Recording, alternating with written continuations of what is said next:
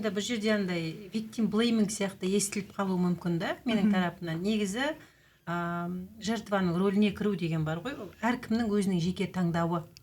Өйткені мен өзім тұрмысқа шығып балалы болғаннан кейін айттым, оқуымнан да шығып қалдым, PhD-мнан деп та.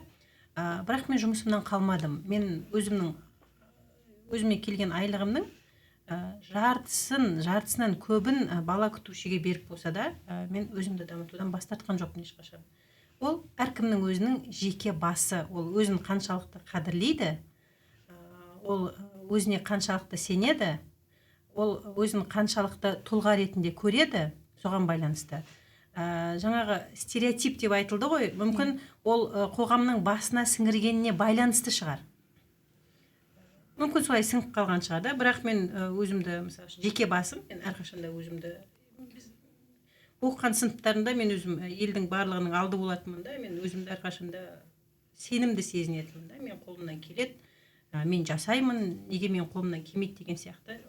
Мүмкін ол сондай факторлар шығар да, мүмкін шынымен жаңағыдай көптеген адамдарға басына сіңіп қалады қоғамның ойы, пікірі, мүмкін содан олар өздерін екінші планға шығаратын шығар.